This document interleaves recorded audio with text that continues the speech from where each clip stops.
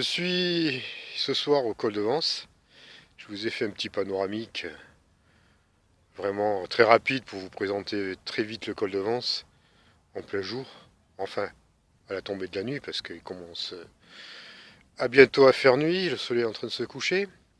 Voilà, donc je suis au col de Vence. C'est un lieu mystique et très connu en matière de phénomènes en tout genre, extraterrestres, ovnis, poltergeist, fantomatique, enfin il se passe beaucoup de choses.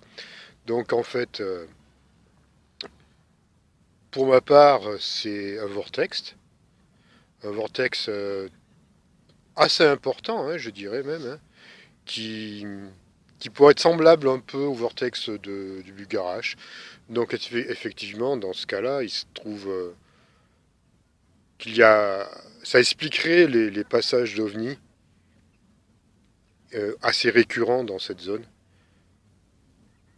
Donc on a pu effectivement avoir de nombreux témoignages d'apparitions, d'engins filmés plein jour comme de nuit, d'un tas de phénomènes très très curieux.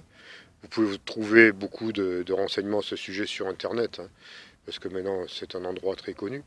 Donc moi c'est juste pour vous donner mon avis, je pense que je suis même persuadé à 100% que c'est un vortex. Donc une porte des étoiles, hein. Donc ils en profitent pour entrer, pour sortir.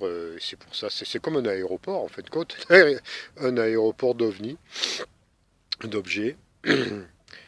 Et évidemment, donc ils rentrent des bons comme ils rentrent des mauvais, hein. C'est pour ça qu'il y a eu quand même des phénomènes assez violents sur le col, malgré tout. Donc ça expliquerait aussi que par moment il y ait des, des phénomènes assez curieux qu'on pourrait décrire comme du poltergeist, c'est-à-dire des chutes de pierres inexplicables qui tombent sur les voitures, qui tombent autour de vous, qui ont été filmées, hein. Il y a des documents qui existent, on les voit très bien, ces fameuses pierres tombées. Et puis voilà quoi, donc c'est un lieu qui est, bon, il faut aimer. C'est en hiver assez désertique, enfin, en été il y a un peu plus d'herbe et de feuillage sur les arbres évidemment. Mais c'est un paysage assez lunaire. La nuit par contre c'est assez fantastique parce que l'ambiance n'est plus du tout la même. On perçoit et on ressent des choses qu'on ne ressent pas en plein jour. Il y a vraiment par moments des présences qui sont très perceptibles au sens, à nos sens, hein, que ce soit nos sens classiques ou d'autres sens. Donc ça vaut le coup quand même d'y aller si vous êtes dans d'autres régions. Venez au col de Vence en été, vaut mieux venir en été ou au printemps parce que l'hiver il fait vraiment très froid. Bien que l'hiver soit aussi très propice à la manifestation de tout un genre de phénomène, mais si vous venez de loin, venez plutôt l'été, vous pourrez passer des nuits beaucoup plus agréables quand il fait quand même beaucoup plus chaud. Donc c'est quand même un lieu qui mérite d'être découvert, d'être connu, même titre que Bucarache, hein, parce que c'est le même style de phénomène. Il y a eu des traces visibles d'atterrissage, apparemment présumées d'atterrissage d'engins.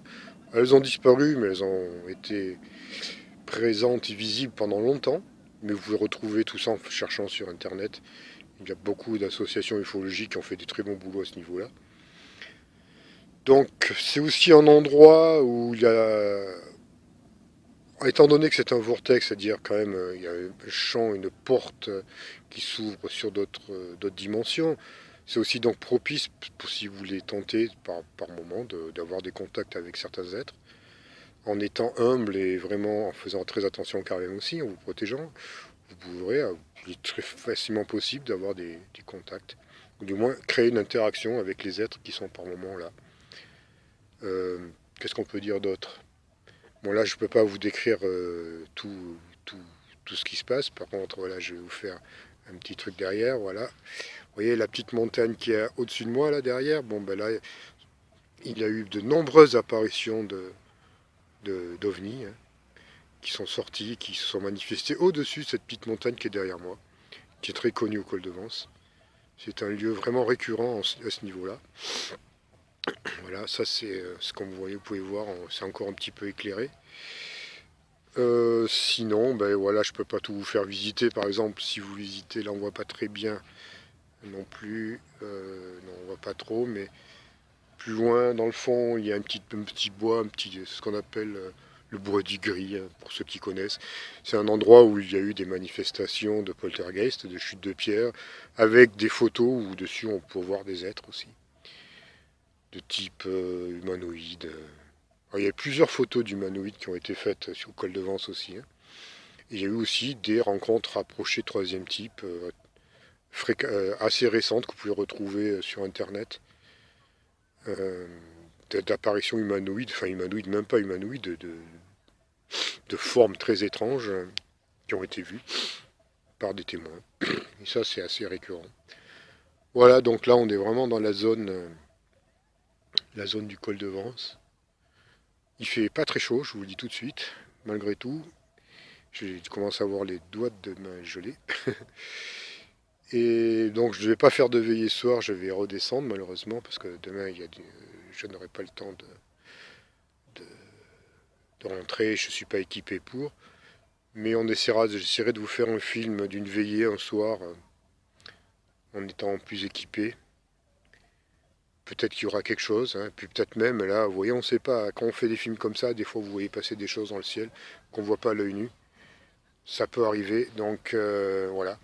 Donc c'est tout ce que je voulais vous montrer pour ce soir. Il n'y a pas de, comment dire, d'enseignement particulier. C'est juste un petit coucou, un petit clin d'œil, voilà, du col de Vence.